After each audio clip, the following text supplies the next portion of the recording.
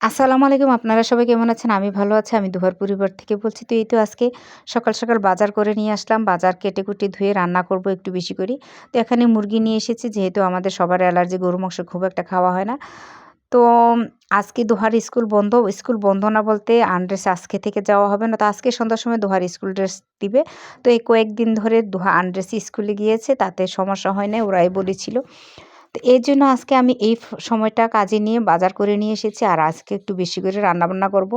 তো দুপুরের ১২টার দিকে দোহাকে স্কুলে নিয়ে যাই। ৪:৩০টার সময় স্কুল থেকে আনি। তো এই ফাঁকে সকালের ঘর গুছিয়ে দোহাকে গোসল করে করাইয়া, দোহাকে পড়াইয়া রেডি করে স্কুলে যেতে, যেতে আমার বেশ সময়টা লেগে যায়। দুপুরের রান্নাটা একটু দেরি হয়ে যায়। ভর্তা, ভাজি, ডিম, ডাল এগুলি দিয়ে আমার চলে ২-১ দিন। তো আজকে এর জন্য একটু বেশি করে রান্না করব।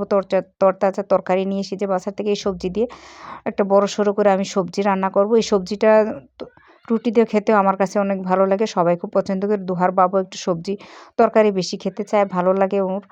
তো এর জন্য আমি একটু সবজি বসিয়ে দিয়েছি আর সবজিটা রান্না করছি। এখানে মুরগি রান্না করব একটু ভেজে। আলু দিব না সাথে, রোস্টের মতো করে একটু ঝাল, ঝাল করে ভুনা করব। এভাবে রান্না করলে নুহা খুব পছন্দ করে। তো এখানে সবজি আর মুরগি ভাজা হচ্ছে। সবজিটা বসিয়ে দিয়েছি। সব মসলা একসাথে রেডি করে নিয়েছি। আমি একা হাতে এসব করেছি। বাসায় আর কেউ নেই। একা হাতে ভিডিও করতে আমার একটু সমস্যা হয়ে যায়। তারপরে ভিডিও রাখার মতো ফ্রেম নাই। এটা একটু কষ্ট। তো অনেক সময় ধোঁয়াও ধরে ভিডিও। তো এখানে আমি সবজিটা রান্না করেছি আর টমেটো দিয়ে একটু বাগার দিব। তো এইরকম বাগার দিয়ে শীতের দিনে সবজিগুলো টকটক লাগে, বেশি করে টমেটো দিলে অনেক স্বাদ হয়। আর ধনেপাতা দেখলে তো আমার হুঁশ থাকে না। মনে হয় যে আমি কাঁচাই খেয়ে ফেলি। অনেক সময় আমি ধনেপাতা একটু বেটে খাই। এটা নাকি শরীরের জন্য ভালো, প্রস্রাবে ইনফেকশনের জন্য। তো এখানে আমি মুরগিটা বেশ মসলা কষিয়ে ভুনা করে নিচ্ছি। একটু ঝাল, ঝাল করেই নিচ্ছি। গোলমরিচ, লং একটু দিয়েছিলাম। যাতে একটু ঝাল, ঝাল লাগে।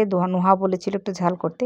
তো টমেটো দিয়েছি আর এখন একটু বাগার দিব। সবজিটা এই তো আমার রান্নাবান্না প্রায় শেষের দিকে। আর রান্না করা হবে বেগুন। আমার বেগুন ভাজাটা ভালো লাগে। তারপরে অ্যালার্জির জন্য খুব একটা ভালো না। ওইদিন বেগুন ভর্তা বানিয়েছিলাম।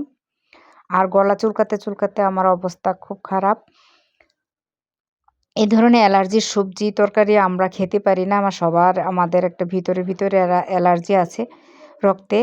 তো এখানে আমি সবজিটা বাগার দিব। সবজি বাগার দেওয়ার জন্য ধ পেঁয়াজ, রসুন, মেথি, জিরা, তেজপাতা দিয়ে বাগারটা দিয়েছি। এইভাবে মাখা, মাখা ঝোল হলে আর ধনেপাতাটা শেষের দিকে দিলে এই সবজিটা খেতে ভীষণ, ভীষণ ভালো লাগে।